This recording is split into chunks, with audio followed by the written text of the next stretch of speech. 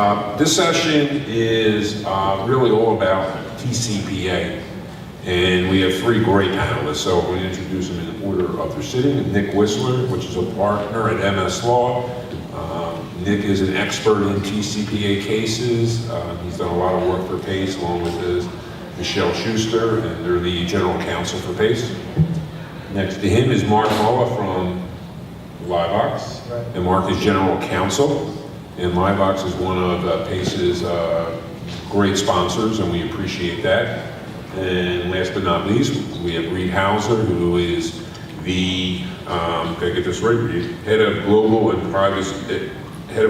Privacy Officer for Citel. He's also, for I know 20 years now, the chairman of the Compliance Officers Forum, which we have once a month, a call where Reed goes over some of the laws that have been passed or coming up, and every once in a while we'll have a guest speaker. So if you're not engaged in that, you really should be. And he's also a PACE board member as well. So this is all about TCPA, and since the ruling of the DC Circuit in March, which we thought was good news, there's just a lot of balls in the air now, I guess. No one knows. Courts are deciding different, one court versus another court. So we're going to break it down into topics, and the first one is really on the ATDS. You know, what's really happened since the ruling. So I'm going to start with you, Nick. So what did the ACA International decision and any of the subsequent court opinions really tell us about what can you use and not use in campaigns? Sure. So I think first thing to keep in mind, obviously, is that if you're a caller and you have consent, the requisite type of consent, depending on the type of call, the ATDS issue doesn't really come into play as much. But for those of us that are trying to use manual systems, maybe because we don't have written consent for a marketing call or the lower level of consent for a non-marketing call, there's kind of three things that the courts are looking at right now. The first is probably the easiest of the three, and that is, what does that term capacity mean after ACA? And so, ACA left that question open a little bit. They said it couldn't be this, potential future capacity standard, but they had some kind of dicta in there about, certain changes and things like that. So. The good news there is that the courts pretty consistently are applying something close to a present capacity standard. So not the mode necessarily you're dialing in on a multiple mode piece of equipment, but what the overall capacity of the system is as deployed in your setting today. The harder issues, though, that they're dealing with are capacity to do what exactly? What does an auto dialer have to be capable of doing? And there's kind of two sub-issues there. The first is the courts are saying, okay, this DC Circuit opinion vacated the 2015 ruling from the FCC, but it also vacated all of the other rulings dating back to 2003 related to predictive dialers, and split of courts on that. So maybe half of them are saying they invalidated only the 2015 order and we're going to defer to the FCC. The other half are saying it actually invalidated all of them and we're just going to look at the statute and only the statute. That's not the end of it, though. So even in the jurisdictions that say everything's gone, we can look at just the statutes, they also have to determine, well, what are the statutorily relevant functions that the system has to be capable of performing. And we had some pretty good momentum there. A lot of courts are basically getting rid of this concept of dialing without human intervention. So obviously the predictive dialer setting, and looking at, did it randomly and sequentially generate the phone numbers and then dial them? So it goes back to that language in the statute about random and sequential number generation. Unfortunately, last week, and I think you may have heard Mark Stone mention this earlier in the FCC panel, but the Ninth Circuit issued an opinion last week and basically said, FCC rulings all out, but nonetheless, we interpret the statute very broadly in that if you can store a phone number and then automatically dial that number, that's an ATDS. So it pretty clearly is intended for predictive dialers. And so a lot of stuff going on, but the high level issue there is until we get further clarification from the FCC, which we just asked about, you should be thinking about things in terms of how we have for a while now, which is probably be conservative, treat a predictive dialer like an auto dialer, and a more manual or click-to-dial system as not an auto dialer until we get further clarification. Yeah, one of the ideas of this panel was to put together someone from the legal side, someone from one of the technology companies who understands the law, and then someone who practices with the compliance, with someone like Reed from Sitel. So we're going to get the same questions basically, but really, getting different points of view depending on who's saying. So Mark, what guidance would you have for companies selecting a technology vendor for TCPA risk mitigation? Sure, thanks, Stuart. So, as Nick pointed out, there's a lot of confusion out there, and the law is in a state of flux with respect to the TCPA. I'm not sure that's ever going to change. So, hopefully it will, but when you're looking at a technology vendor, I think there's some things you got to look at with respect to the TCPA and mitigating your TCPA risk. So one is, you're going to want to see if you're sued, what kind of litigation support that technology provider is going to give to you. Are they going to turn around and run the other way? Are they going to stand behind the technology and give you the support you need to defend the case and negotiate with the plaintiff's attorney? The other thing is that, and this is, I think, the technology vendor is the one that should know the technology the best.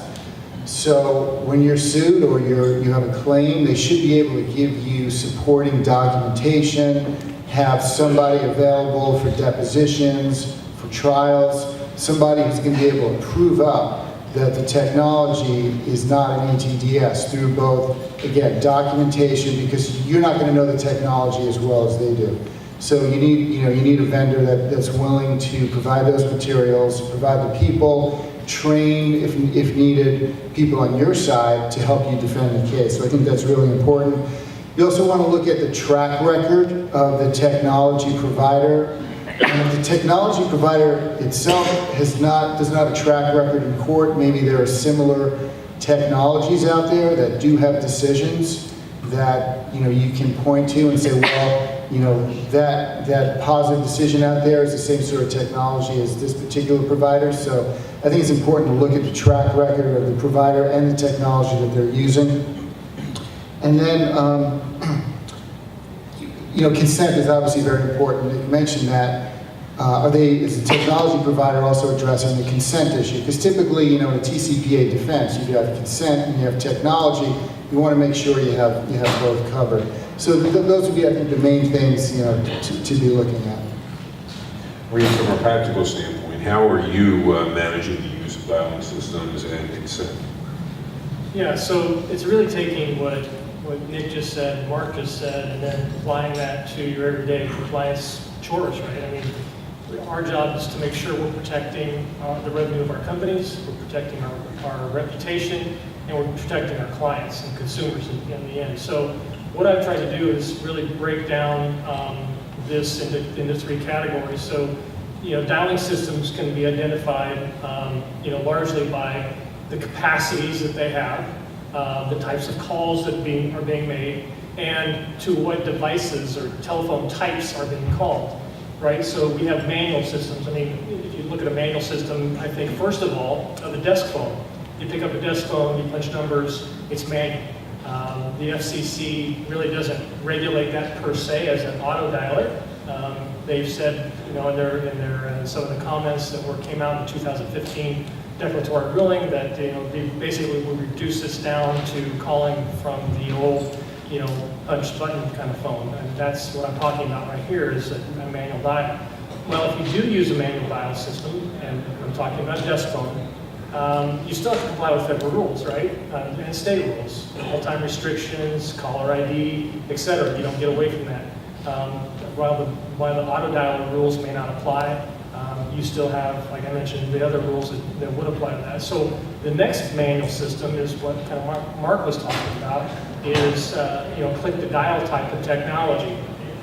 So from a compliance perspective, if a client wants us to use that type of technology, or we deploy that type of technology in our call centers, some of the things that I do is review that system to confirm that I'm comfortable that that system is not an ATDS. and that it can't be used in such a manner. So some of the things that I look at are, for example, can that technology be converted or used to auto dial in any way, shape, or form? So can it be upgraded? Can you add software, hardware to that and make that into an ATDS? And can it be done simply? What's the location of that system going to be in the call center? Is it connected to the auto dial system? Is it separate from the auto dial system? Do you use same technology to manage both of those, or are they separate? If an agent logs into their screen, can they easily log into one and the other? And the other thing is, have you done a legal review? Do you have a legal opinion on that system? I don't know, Nick, you may have some ideas on a firm that might be able to help out with those. I don't know, maybe. Anyway, that's what he does. So those are some of the things that I would look at from the technology perspective.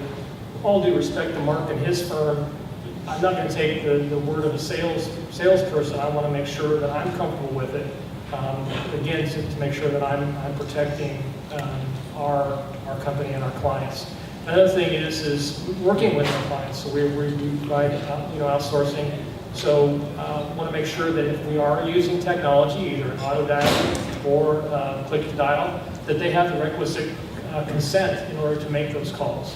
So if we're making outbound telemarketing calls and we're using an auto dial, we've contacted and worked with that client and documented the consent that they've obtained in order to use that technology to call wireless devices.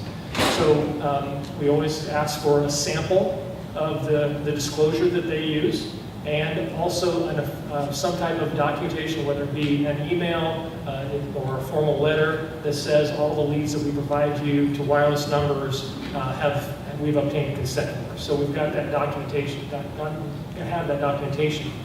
Another thing is, just to remind everybody, if you don't document it, it didn't happen. From a regulatory perspective, if there's no documentation, it didn't happen. So the review I just mentioned about your dialing systems, whether it be an auto dial or a click to dial, consent from your clients, consent that you've obtained from lead generation. And I just want to touch on lead generation just for a quick second. We have a number of clients that have in the past come to us where they've obtained leads from lead gen. And so what I do is I review those sites. I say, okay, give me your websites where you're getting these leads from. I'd like to take a look at those, and I do a review of those, and I document my review. I take snapshots as I walk through that lead gen website to see how the disclosures are made, what disclosures are made. Are they clear and conspicuous? Are they, the same font? Are they some opaque, wording at the end that, they would probably gloss over if you're really looking for it, or if they're buried in a T's and C's someplace. So take a look at all those types of things, and again, document that review to make sure, again, you're managing, you're documenting, making sure that you're following all the rules. And just to piggyback on that real quick, we work with lots of sellers, we work with lots of service providers, and the one thing I can tell you is,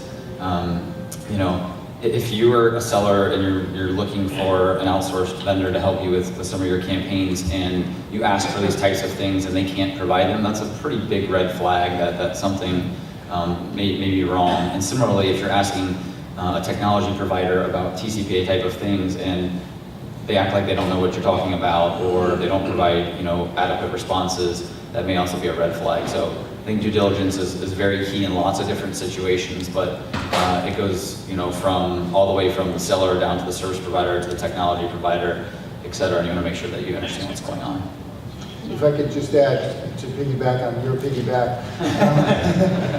I speak with people like Reed all the time, and who do a very thorough due diligence. We actually appreciate that because if we haven't thought of something, we want to know if we have any holes, that we haven't thought of that we need to address. So again, looking for a technology provider, you want somebody who is flexible enough to be able to adapt.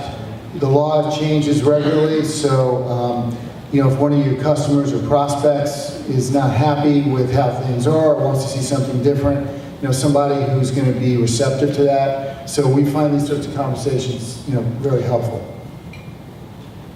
Okay, the next area that the court decided on was revocation of consent.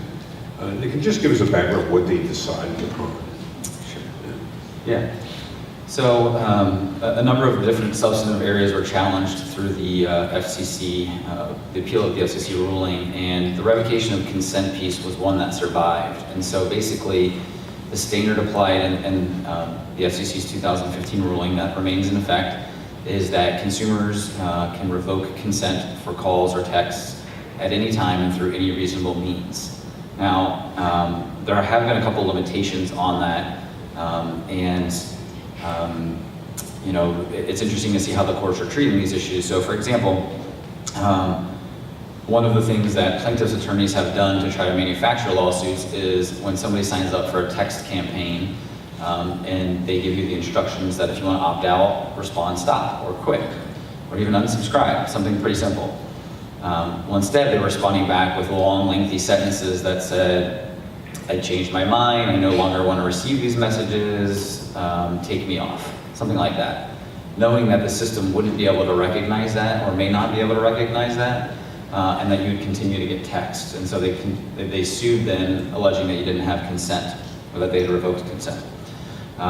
So a couple courts, thankfully, now have pretty much shot down that practice, saying that if you're given an easy-to-use unsubscribe mechanism and you purposefully choose a more difficult method to revoke consent, the other scenario that actually happened was somebody going into a retail location and asking somebody to take them off the text list. So like think about your Macy's or something like that. They found that also to be unreasonable. So there are some limitations to what's reasonable.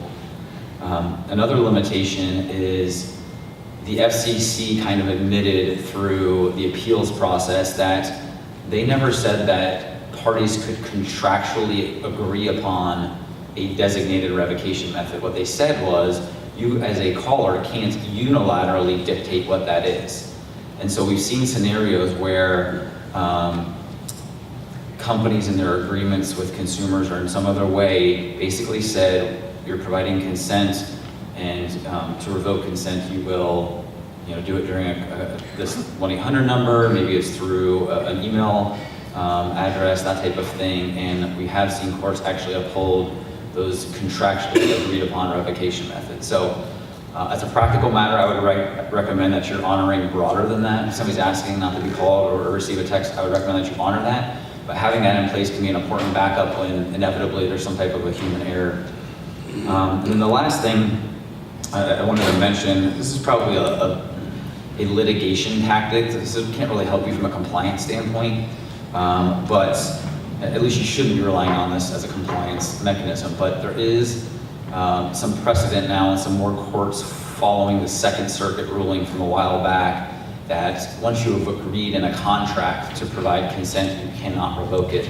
That it's kind of a permanent type of consent if you obtain it through a contract. Again, I don't recommend relying upon that, but if you're stuck in a situation where you're having to defend a lawsuit and you're in the right jurisdiction, that may provide a good defense for you. Mark, what role can a technology provider serve in capturing and then, and revocation of consent after you've gotten the consent? Sure. So again, consent is critical. It's one of your two lines of defenses. And again, I'd emphasize with the law being so confusing around technology, if you got a strong consent defense, you never even have to get to the technology. You just win on consent.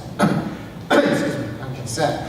So a couple of things, or several things I think you want to look at in a technology provider. So first of all, multi-channel consent. So not just voice, but email, SMS, whatever channel you have, you want technology provider to be able to capture the consent across all the channels.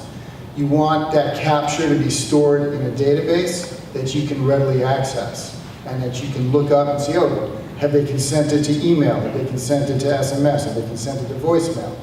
Whatever the combination is, you want easy access to it. Another thing, and this is particularly important, is you want the system to execute on that consent.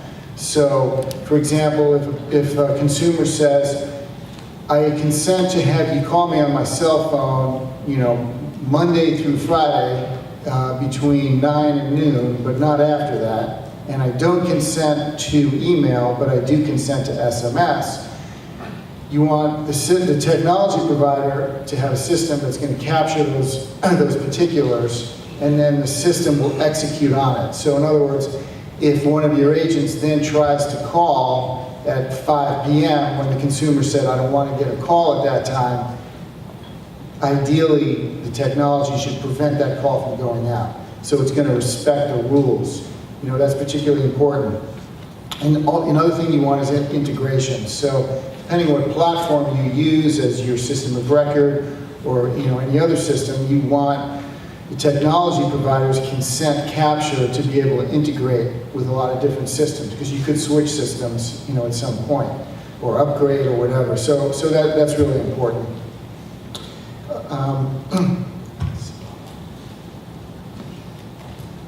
Yeah, so with revocation of consent, it's really the same thing. That revocation, as we've seen, is particularly important, because if a consumer revokes consent, you got to make sure you capture that, because if you don't, you got TCPA exposure. So again, you want that revocation to be captured, and you want it to be captured in whatever particular way the consumer has designated. So again, a consumer could say, hey, I revoke my consent for you to text me, but you can still call me, or you can still email me. So you want that system to capture it across channels and then execute on that in the agent workflow, so that without having to do anything else, the system is respecting the consent, or the lack of consent that the consumer has given you. So I'd say those are the basics. So Reed, how do you recommend that operations people do this? So first of all, you have to define what that is for your company, right? I mean, that's really the challenge. So is it a do not call request? Is it I'm not interested, don't call me back, I don't want to purchase that today? What is that for you? I think one thing that may help you make that determination is step back and try to determine what the consumer's intent was. If the consumer, or their expectation, okay?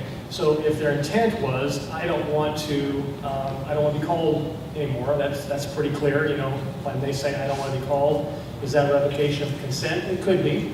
I'm not interested, don't call me anymore. All those types of phrases could be included in revocation of consent. Again, it goes back to trying to figure out what that intent or what their expectation is. And sometimes that's really hard to do. So first of all, you have to figure out what that is and define that for your company, and document it, put it in your manuals, and then train your agents. Your agents are your boots on the ground. They're your interaction with the consumers, and they need to know how to handle these and how then to document that in your tools.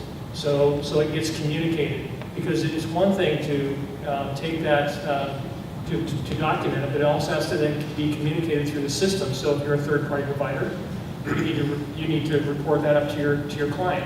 If you own your own call centers and you have multiple call centers, that needs to be communicated up to your internal call list. It also needs to go maybe to your operations teams, so that they know that this individual has revoked their consent. So those are some ideas on how to manage this. But again, to me, it all begins with taking that very broad revocation of consent and then trying to define that for you. But I guess the key for this is documenting it, be on the side of the consumer, because that's where the regulator's going to be. They're not looking at benefiting you, they're looking at the benefit of the consumer. So you need to have that same attitude when you define and make that, define your policies and procedures, and then your training around this. So there are two of the issues that the court decided on. And so there's been comment periods. We talked about this. I tried to get Mark Stone to answer the question on when they were going to have this. I tried in several ways, wasn't successful. Strange that he didn't answer that question. Yeah. I was going to try to steal his calendar to see if it was on there. But they're actually going to release interpretations of what the ATVS is, what the revocation of, well, not revocation, but reassigned numbers, which is another issue. Congress has started to introduce bills like the Robocall Act, stopping bad robocalls. Let's discuss, Nick, some of the TCPA reforms that have been proposed Sure. or are likely to be considered. Yeah, so I think, as Stuart mentioned, there's kind of at least two fronts of this, and you have to kind of understand the implications of each are a little bit different. So the FCC, as we all know, is considering how to interpret the TCPA as written, and so that's what the comment period was. PACE submitted comments, many others submitted comments, and at some point they will come up with their new interpretations. And if you listen to what Mark Stone said about declaratory rulings, they have a retroactive effect. So it's not changing the law, certainly, because they can't do that, and it's not even changing what their regulations implementing the law are, but just how that law should be interpreted. So, you know, at some point we will get clarity, and there's something out there called the Hobbs Act, which basically, this is a slight oversimplification, but basically binds all district courts to follow FCC guidance on the TCPA. So what that means is a court can't just say, I disagree with that interpretation, I'm going to apply my own interpretation. So the forthcoming FCC ruling, very, very significant. The bills that have been introduced in Congress are a little bit different, right? So they wouldn't actually change the interpretation, but they would change the actual language of the TCPA. And that's significant for a number of reasons, but number one of which is the FCC then interprets the new law as written. And so their hands are a little bit tied. If Congress specifically addressed an issue and there's no ambiguity, they can't supply their own interpretation of it. They can only interpret ambiguous types of things and implement the law as written. So any type of change will have a very significant impact, favorably, most likely not. And so we need to be very thoughtful about what's out there. The bill that Stuart mentioned, the Stopping Bad Robocalls Act, is pretty clearly a direct response to both the ACA decision. I like to call it the PACE decision, by the way, because we were intricately involved in that. They just filed theirs prior to actually when they were allowed to. So they were the first party on that. But so we're going to call it the PACE decision. But so after that was released, and then after the FCC solicited comments, I think certain members of Congress saw the writing on the wall. They had seen that the commissioners that are now in charge of the FCC had issued very scathing dissents in 2015. They described what they thought an ATDS was. They described what they thought the called party was, which impacts reassigning phone numbers. And so they saw a significant kind of reining in of the TCPA through interpretation coming, and so they introduced a bill that would actually expand the statutes to get back to what they thought was the right decision, which was the 2015 ruling. And so there's a lot of different aspects to it. For example, it would expressly govern text messages. Right now, text messages are covered only because they've interpreted that to be a call, but that would be more explicit in the statutes. There's some other language in there that if you're going to adopt an exemption, it has to be very narrow, has to have call limitations on it. But the biggest change gets at the heart of the ATDS issue. They actually remove that term entirely from the statutes. They would replace it with the term robocall, which, as we've all discussed today, has so many problems with it in and of itself. And they would define that term to include any call with a pre-recorded message or any call that is originated, that you're dialing from a list without, I think the term that they used is substantial additional human intervention. So it's kind of trying to institute that human intervention standard that the FCC had been using since 2003. So again, this is just a bill.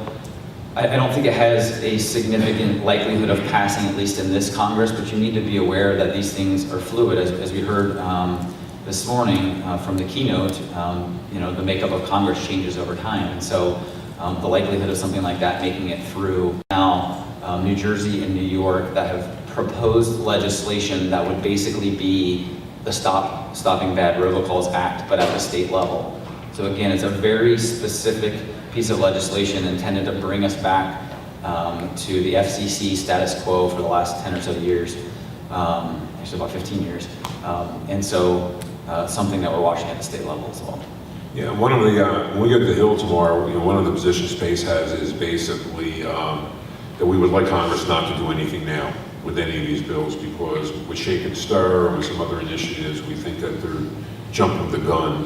We probably don't agree with their position at all, but this is not a time for them to start doing something now until the FCC rules, and then there's hopefully an implementation of Shake and Stir in the next year and a half. Mark, what kind of issues do you see the courts misunderstanding about technology? Well, I think, there's a lot of misunderstanding in the courts about technology, and I think, the judges, a lot of times, they just don't get it. And I think for that reason, early on, at least in my career at LiveVox, when I was talking to people like Reed, and, I was explaining technology, there was some attorneys who said, and I think wisely, if I can't put this on a clean 8.5 by 11 piece of white paper with 3 crayons, it's too complicated for the judge. And, the cases I've seen have kind of borne that out. I think there's just a lot of confusion out there. One of the things, for example, is random sequential number generation. So, it's in the statute, store produced numbers to be called using a random or sequential number generator.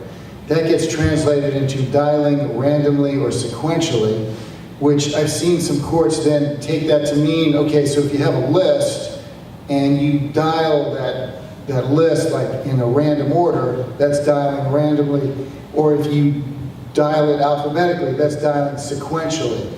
And it's really not what, the statute is intended. So I think there's a lot of confusion around there.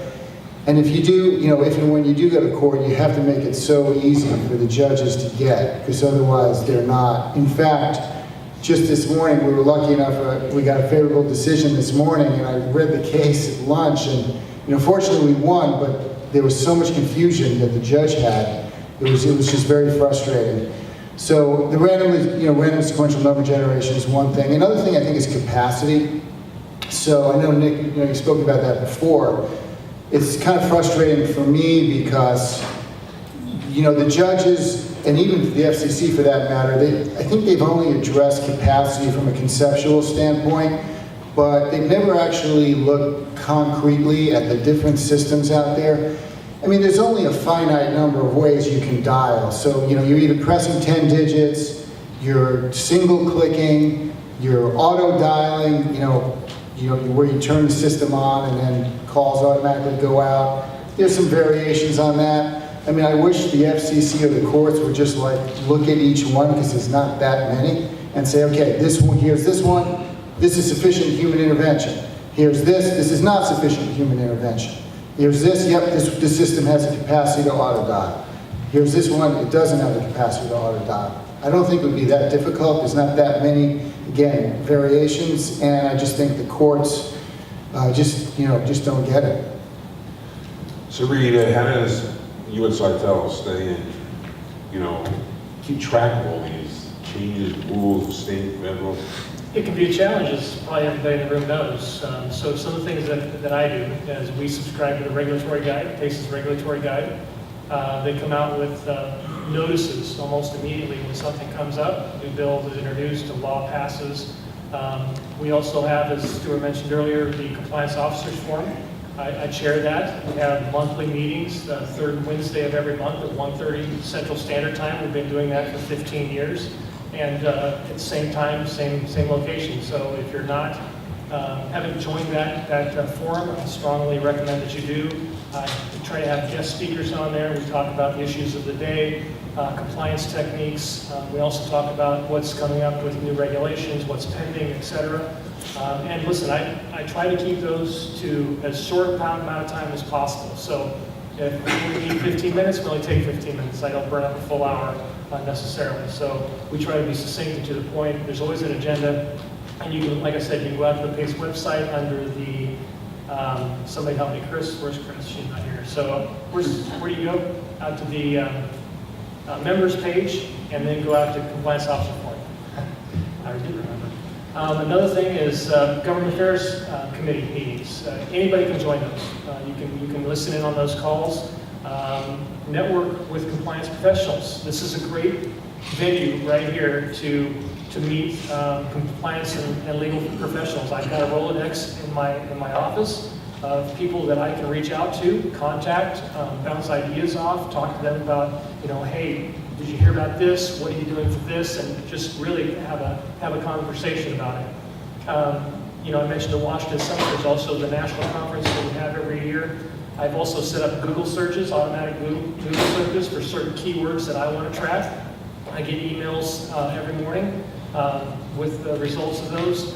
And I also do review cases. So if something comes out, like the DC case, the Ninth Circuit case, I try to get a copy of those and try to figure out exactly how that's going to impact me, how it's going to impact our business and our clients. So those are some of the things, I guess, that I try to do to stay current. And listen, I'm global, so it's not just U.S. for me, it's around the world. So you have to be efficient, you have to stay on top of stuff, because if you're not in front of regulations, you're going to find yourself underneath regulation and you don't want to be there.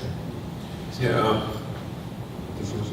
So Nick brought up the fact that some states now are trying to enter into this, trying to basically be the in-between what the federal government's not doing versus when it comes to different statutes. And anti-spoofing is a big problem right now. The states are initiating some laws that require, in some cases like South Carolina, for example, to have a presence in the state to use a caller ID number from that state for a campaign. And we all know that there's very legitimate reasons to use local caller ID numbers, but because of all the neighborhood spoofing and things like that, it's become a problem. So states are really getting into that now. So when it comes to that, Nick, there is a truth in caller ID law. How are these laws affecting, or these initiatives affecting? Yeah, sure. So kind of just a real quick recap for those that maybe aren't as familiar. The federal law, the Truth in Caller ID Act, basically prohibits any type of false or misleading caller ID practices with the intent to defraud, cause harm, or wrongfully obtain anything of value. And so there's this kind of harmful intent prerequisite that you have to meet in order for any type of caller ID practices to even be considered to be unlawful. And so I think most of us in this room would say that we're not calling with those types of intents, and so therefore our caller ID practices are compliant, whatever they may be. So at the state level, there's a couple interesting things going on. There are some states, a few states have enacted, Florida and West Virginia being the two that come to mind, but they're enacting language that says that you have to transmit an originating number. And then, of course, in true fashion, they don't tell you what that means, right? So what is an originating number? And so we actually reached out to a few of those states to get clarification. And Florida basically said, yeah, because we asked about the local caller ID thing specifically, just because we know a lot of people do that. And so they said, well, I don't know if that's an originating number or not, but it's not really what we're here for. We're here to go after the bad actors that are, spoofing somebody else's number, that are calling from overseas, and are truly engaged in fraudulent behavior. So we felt pretty good about that. West Virginia basically just declined to comment at all. So that one's a little bit less clear, but I think the intent was still the same. I think the intent was really truly this bad actor problem. Stuart mentioned South Carolina, and I think this is getting the most attention because it's the most specific of all of the laws, in that it says, you can't do all these things, including, and then it lists like some prohibited conduct that might be considered a misleading practice. So for example, they said a misleading practice might be, or is, to use a local number if you don't have a physical presence in that state. Now, I think what gets lost in the shuffle sometimes, and what a lot of people aren't connecting the dots on, is that law has that same intent to defraud, cause harm. It actually added the word harass, so it's intent to defraud, cause harm, harass, or wrongfully obtain something of value. And so, again, as long as you're not calling with that type of intent, you would still have a strong argument that using local caller IDs in that state is permissible. The only word of caution I'll give you at all is that South Carolina's law provides a private right of action. So while I think the standard is the exact same as the federal level, the risk profile in terms of having to defend a lawsuit might be slightly higher. And so that's just something to consider. But if you ask me in terms of the actual substantive laws, I don't think it's the game changer that certain people make it out to be. Do they define local presence? I mean, could you do an office, on a Regis office address? Yeah, they do not. That could be something that might be fleshed out through an attorney general regulation or something like that, or through the courts as they're trying to address the issue. But they have not defined what that is. Does federal law preempt state law when it comes to this? So that's a really good question too. So the Truth in Caller ID Act doesn't specifically preempt state law. However, when they were adopting that and they were adopting regulations thereafter, a few different companies, including PACE members, I believe, petitioned them to clarify that using a local caller ID number does not violate the statute. In fact, they asked for an exemption. And what the FCC basically said is you don't need an exemption because they specifically contemplated this type of issue and said it's still okay if you don't have this requisite intent, this harmful intent. Based on that, one circuit level court, so this is not the Supreme Court, but the next lowest level down, a circuit court in the Fifth Circuit looked at a Mississippi law a while back and actually said that it is preempted to the extent that it prohibits what they deem to be non-harmful spoofing. So again, you've got all these legal arguments as to why it complies with the statute. You've also got a preemption argument, and you've got a pretty good court opinion on that. I can't say with certainty that other courts would agree with that, or if they wouldn't, but the one court opinion that we have is definitely favorable on that. So Reed, what do you do to manage the caller IDs? Yeah, so generally, we typically use only client numbers for caller ID, numbers that they provided to us. Typically those are local numbers, and what I mean by that, it's their own number. The client owns the number, or we use one of their toll-free numbers. Occasionally, we use an 800 number that we own, but typically it's always a client-owned number, and they're always client-owned numbers if it is a local number. And the reason for that, well, mainly because of internal do not call issues. So if the consumer calls that local number, they say, I don't want you to call me anymore, and the name came up Sitel, we would be obligated to put that on our internal do not call list, and that would impact all of our clients. So we don't usually outpulse any Sitel-owned local numbers, they're only client numbers. Now, if you have a client that wants to, as we were just talking about, you want to outpulse local numbers, from a compliance perspective, verify that. Verify that those numbers are dialing where they need to be. So the consumer should be able to dial that number back, and it either goes to your call center or it goes to the client. So you need to pick up the phone and start dialing those, and make sure they were set up correctly. Make sure they ring through where they were intended to go, so that again you don't get caught up in those issues. Yeah, just to emphasize, because our clients do this a lot, two of the things that were mentioned I think are really important. So one is exclusive use. So if there's a local caller ID, or let's say your company's using a local caller ID, you want to make sure it's for your company and your company only. It's not being shared. And then the callback. The callback has to work. If there's problems with that callback being routed back to the caller, you're going to have some real problems.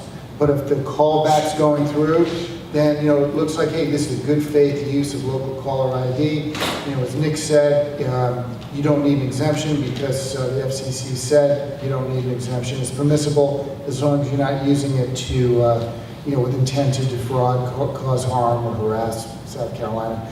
So I think, again, exclusive use, and make sure the callback works. Yeah, and the only thing I want to add, I guess, to mine as I'm thinking about this is what I said earlier, make sure you document your review. And everything you do from a compliance perspective needs to be documented. So when you verify those caller ID numbers are actually working the way they're supposed to be, make sure you write it down, the date, and just so you document it somehow and put that in your file somewhere in case you need it for later. And the one other thing I wanted to mention And I started off with the assumption that everybody in this room wasn't calling for a harmful intent. And I think that is the case, but the one word of caution I'll give you is that phrase, wrongfully obtain something of value. And so, I haven't seen this yet, but I could see a scenario in which somebody alleges that you were engaging in some type of, the representative was engaging in some type of deceptive behavior. They didn't make all the material disclosures, or they made a misrepresentation during the call or whatever. And that's how they try to shoehorn in this harmful intent. So the one word of caution I'll give you there is to really be buttoned up on your scripting, on your QA, on your training, that type of thing, because we don't want to open the door to any type of wrongful intent argument because of an agent going off script, or not even worse, not having anything documented in terms of policies or procedures or scripts. All right, we're through our main topics. I'm going to go to question. Can I ask, Reed, you said something that it was a little surprising to me, so I may not be sophisticated in this, but you mentioned that you use the client's number so that you don't have to put somebody who's out on your internal do not call list. Yeah, so I can qualify that, Gary. So, Yeah, that I've never heard. So let's say that let's say the consumer, we're on the phone with the consumer, right? And they say, add me to your do not call list. We have protocols that we put in place in order to make sure that happens. So if the consumer says, I don't want to be called by you, because they've identified Sitel, we put it on our internal do not call list, and that's processed. It goes through the nightly process of the scrub. So we've tried to bifurcate that a little bit to make sure that when the consumer says, I don't want to be called by the XYZ client, that it only goes to the XYZ client. If they ask, dig a little more deeper on that, then we typically put that on all of our internal do not call lists. I guess the example I was giving is that they call back the caller ID, and it's a consumer's, a client caller ID, and then they call back in, then it would go to the client and not Sitel. If we receive that, then we go through the same scenario again. If they said, hey, I don't want anybody, calling me, then we work with the consumer. We make sure that that's added to everybody. Does that answer your question? Yeah, it's much closer to what Okay, sorry if I didn't make that. We're not trying to play games. No, I was... We'll open the floor for questions. Anybody? Yes? For technology partners, when somebody inbound text back in, how much onus is on the platform to understand the intent behind what they're saying? I know most carriers, affiliate or whatever systems will understand stop and cancel, but most users, when they're doing text messaging, they're going to respond back with natural language, right? They're going to say leave me alone, or I'm not interested, or I already have insurance. Where and I know you said that you have the partner contract, the opt-in, you're a little more covered, but how much falls on the platforms to understand what users are saying? That's probably not an issue specifically addressed by the TCPA. That's probably more of a contract issue between the platform provider and the user, right? Who's going to be responsible for that type of thing? But that's really a contractually agreed upon assignment of duties, really. But again, with replication, it's not clear, right? Like how they can. There's no thing that says they have to reflect stop, right? Like, so if they said, leave me alone, is that good enough? And is that gonna? It falls on somebody. I guess that's what I'm asking. Yeah. It falls on somebody, and if the platform's not capable of how to cancel. So assuming that you're running some type of a, an opt-in text campaign, and if these aren't legal requirements, but if you're following the CTIA best practices, they require you to have, terms and conditions and that type of thing. So I would outline in those terms and conditions what the acceptable stop commands are. That being said, to the extent that you can recognize other types of requests, I think that's certainly a best practice. But ultimately, it's going to be on the entity who is sending the text, or the entity whose goods or services are promoted in the text. They can be held liable for that. So in a typical scenario, the consumer would get the text, say that they opted out, sue that particular company, that particular company would then look at what their contract is with the service provider and probably say, you were responsible for processing this or whatever. Or they would both obviously say that there was no violation to begin with. So that's kind of how that would work in real world terms, but that's not something that's specifically contemplated by, the TCPA doesn't even govern texts by statute, it does through interpretations that says a text is a call. So it's just, there's no specificity around that, but that's typically how it would work out in practice. If I could just comment on that, it's an interesting question. You know, I think partially depends on the state of the technology and what it can do. Obviously, you can't require the technology provider to do something that no technology, can do. But on the flip side, I think it's become fairly common, and this is just sort of my own opinion, that by convention, if you don't want to get text, you say stop.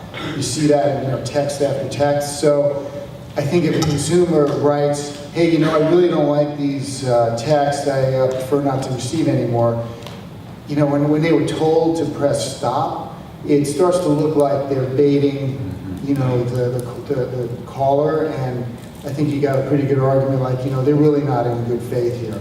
So, I try to handle it, as you said, best practice, but since we build angry emojis, we don't know how to It also comes down to risk, risk tolerance. So we have some clients that are so risk adverse that they actually have humans going through and reviewing all of the inbound responses and opting people out because they just don't want to deal with it. And others, just don't want to invest the time and resources into that type of I thing. think Boston continues to send, so if they get something that could be an opt-out, it's worth processing. Sure. I had a question about something Nick talked about earlier about the obtaining consent contractually, and that can't be revoked. And it seems like, I remember that case when I saw it, it was like automotive leasing maybe, or something that said that they could call in collection efforts or some automated technology.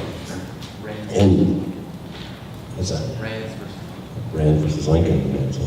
So my question though is, how is that allowed when at the same time we're required to put in the disclosure language or consent is not required in order to purchase? And isn't that what PayPal got stung for some years back, by making people consent to those calls in their contractual language? Two things there. The first thing I would say is you got to remember there's different types of consent based on the type of calls you're making. So to the extent that they had language in there giving them consent for a collection call or some other type of non-marketing call, that doesn't, the type of consent required for that isn't subject to the same prohibitions against requiring consent as a condition of purchase. And so that would be one less thing to be concerned about. But you bring up a good point because I'm often asked, can we get consent through a contract? And it is a tough issue because of that particular thing that you're talking about. I have two concerns typically when we try to do that. One is it clear and conspicuous? Is it meeting the standard of clear and conspicuous under the FCC's rules? And then the second is, are we requiring it as a condition of purchase? And so there are ways that you can do it. A lot of our clients will do it as a backup argument. They're not really relying upon the consent in the contract per se. They're getting consent in other ways, but they also put it there just because they want to have as many defenses as they can in the event of a lawsuit. So what they may do is put something in there saying that they're agreeing to that, but